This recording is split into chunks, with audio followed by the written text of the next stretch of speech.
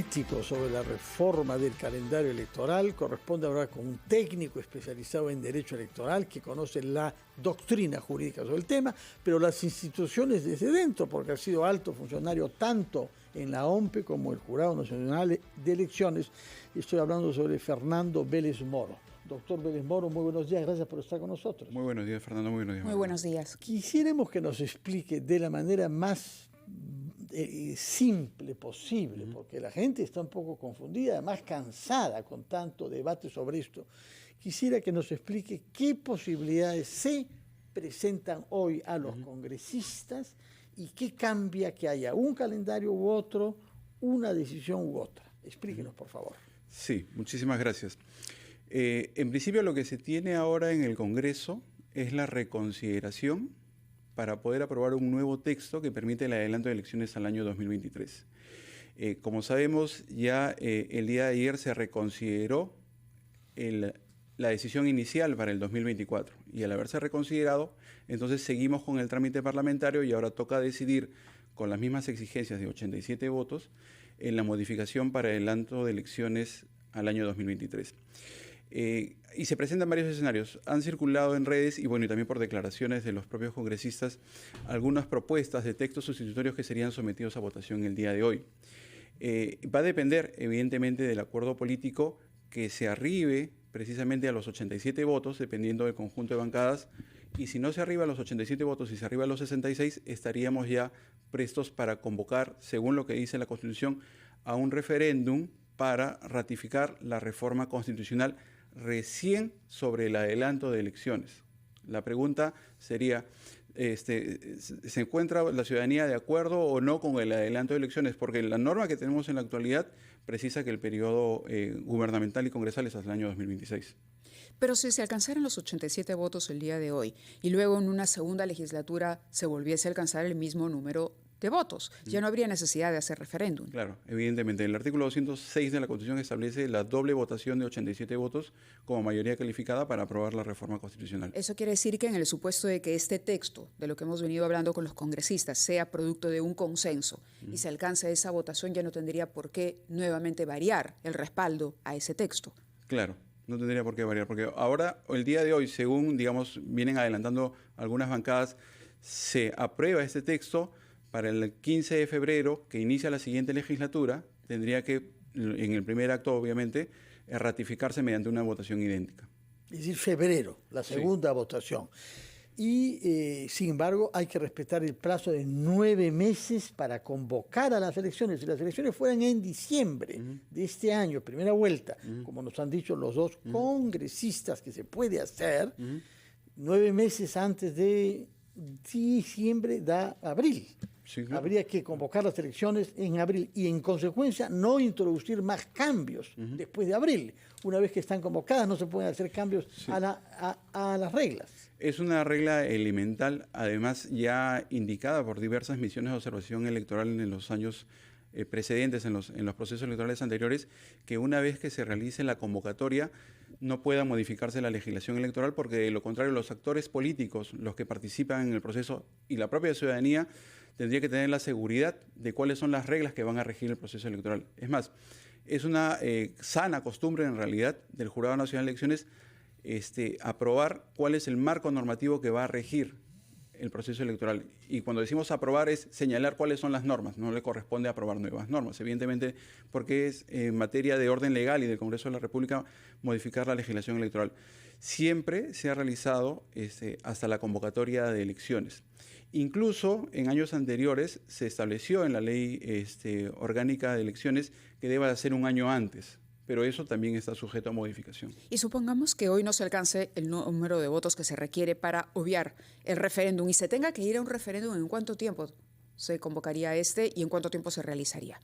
Sí, se señala alrededor de 4 meses como el plazo mínimo para la realización de elecciones. ¿4 meses? Sí. Tenemos experiencias anteriores, como el referéndum siempre consultivo, el referéndum del diciembre del año 2018, ¿ya? De Vizcarra.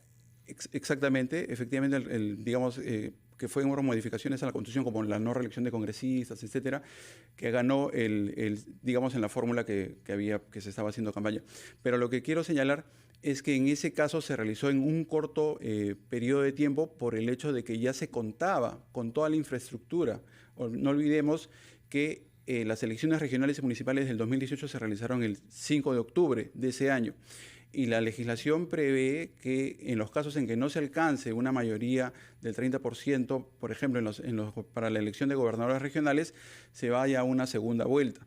Entonces, en el año 2018 ya se tenía la infraestructura tanto de los jurados electorales especiales como de las oficinas descentralizadas de procesos electorales que se habían armado para la primera vuelta. Ya lo único que se hizo fue prorrogar su vigencia para la segunda vuelta. Entiendo. En aquellos lugares donde no se pasó a la segunda vuelta por el porcentaje. Claro, en este caso, para explicarle a los oyentes, entonces, hoy hay humo blanco en el Congreso, hoy se aprueba esto, pero no se llega a los 87 votos. ¿Cuándo sería el referéndum? Estamos hablando febrero, marzo, abril, mayo, ¿en mayo? Exactamente. En mayo. Estamos hablando de un periodo mínimo de 4 meses para poder desarrollar un referéndum con las debidas garantías, ¿no? Porque también hay un tema de difusión de la ciudadanía, de difusión de las propuestas, de debate necesario para poder arribar o llegar a las urnas informados, ¿no? Y si el referéndum es en mayo, ¿cuándo sería la primera vuelta? Si el referéndum es en mayo, estamos hablando, si es que no hay ninguna modificación adicional a la legislación electoral, estamos hablando a partir de mayo, 9 meses. Con lo cual estamos llegando de nuevo al mes de diciembre o al mes de enero. Más allá, no, desde mayo, 9 meses, no, es un poco más, ¿no? Ya es 2024. En febrero. Ya es 2024. Febrero 24. Para la primera vuelta. Exactamente. Permítanos ir a una pausa para escuchar los titulares de la hora, después de lo cual quisiéramos que nos diga qué puede pasar con los partidos que están luchando por inscribirse, algunos de los cuales se nos dice están muy avanzados, pero que podrían verse frustrados si es que se precipita, como parece que estamos encaminándonos, las elecciones. Nos lo dirá el doctor Vélez Moro después de la pausa con los titulares de la hora. A las 9:06, continuamos en Ampliación de Noticias. Fernando Caraballo y Mávila Huertas. Estamos conversando a esta hora de la mañana con el especialista en temas electorales, Fernando Vélez Moro. Doctor Vélez Moro, yo tenía una pregunta, creo que la habíamos conversado o adelantado la consulta durante el momento en que escuchábamos a los anunciantes. Los congresistas de izquierda han propuesto, y parece que van a tener el consenso de otras bancadas, introducir, digamos, en el proyecto de ley, en la consulta que se haga eventualmente en el referéndum para la fecha de adelanto de elecciones, la modificación del cronograma electoral, una pregunta suelta. Ellos dicen, es solo una consulta, es algo así como una encuesta. Preguntarle a la ciudadanía, ¿estaría usted de acuerdo con una asamblea constitucional? ¿Sí o no? El resultado, supongamos, que ganase el sí eventualmente, ¿tiene esto una implicancia legal? Es decir, a partir de esa respuesta, ¿habría que convocar sí o sí a una asamblea? O como dicen los voceros de la izquierda, simplemente sería para efectos de consulta, para conocer, para tomarle la temperatura a la población, como lo hace, no sé, IEP, Ipsos o cualquier otra empresa encuestadora. Sí, en primer lugar estamos dando por supuesto que esta modificación constitucional que contempla la consulta en vía referéndum sobre la convocatoria de una asamblea va a pasar por la doble votación, ¿no es cierto? Por los 87 votos. Y en el caso, porque se está introduciendo ahora este texto. Este texto, vamos a realizar esta supuesta encuesta en los términos que han utilizado los voceros. Esto es una modificación constitucional. Como modificación constitucional va a tener necesariamente el requisito de la doble votación. Y estamos hablando de un referéndum para consultar si se modifica la Constitución en esta parte que ellos indican que se consulte mediante una encuesta o mediante un referéndum sobre la convocatoria de una asamblea constituyente. O sea, lo que quiero señalar es, mientras no esté aprobada, ratificada por dos votaciones seguidas o por una votación y un referéndum, no hay modificación constitucional.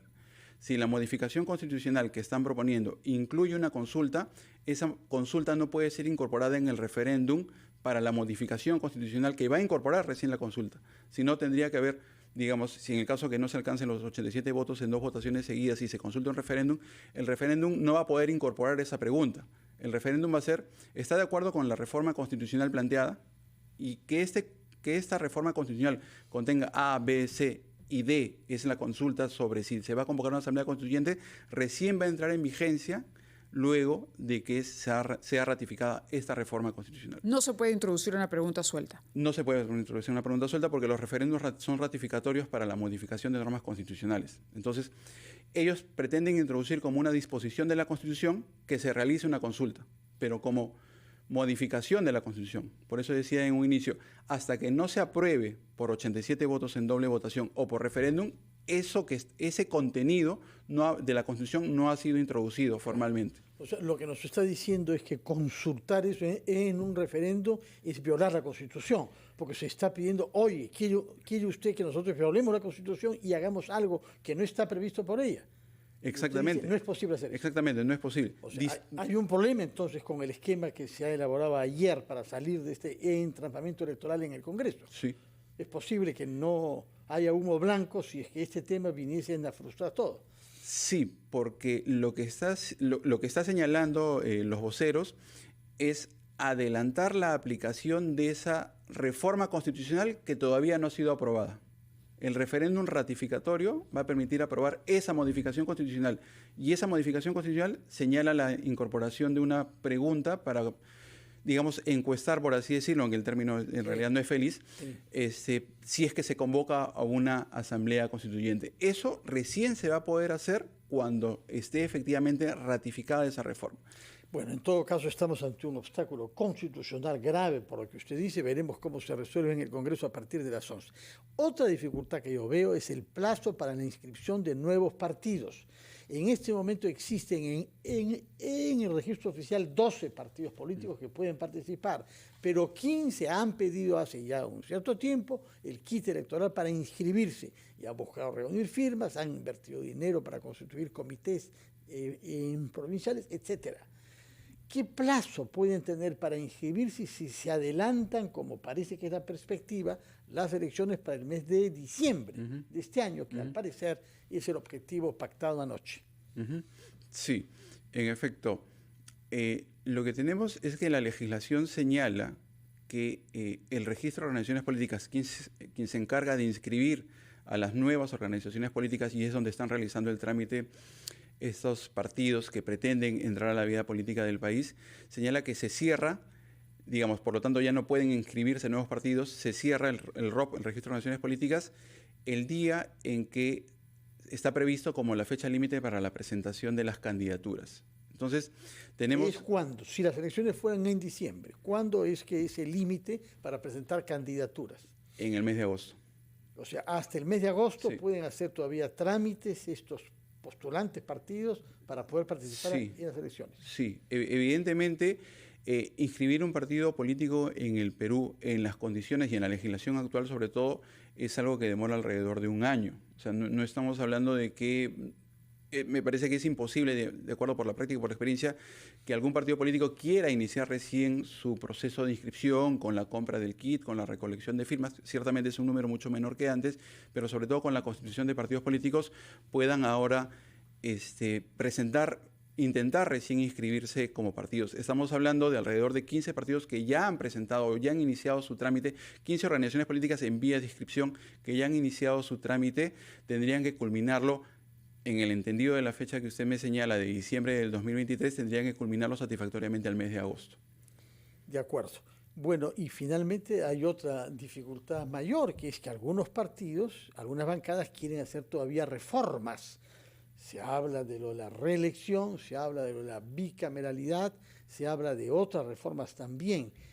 Por ejemplo, la elección por partes del futuro Congreso. ¿Hasta cuándo se pueden hacer reformas si es que se adoptara como fecha de la primera vuelta diciembre próximo? Sí.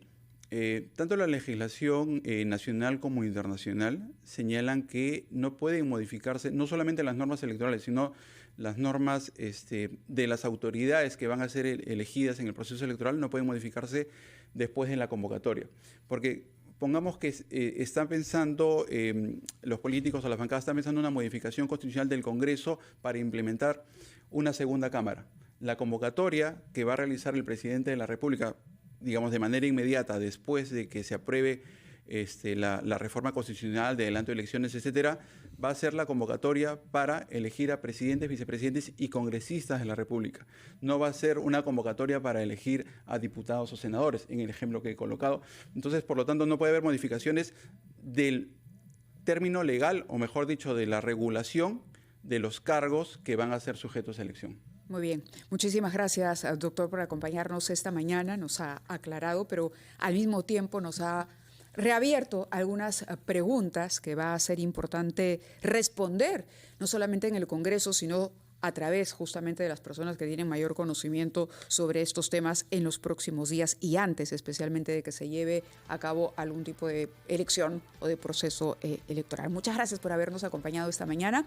Son las 9:14. Nosotros vamos a escuchar a los anunciantes de RPP y regresamos en Ampliación de Noticias.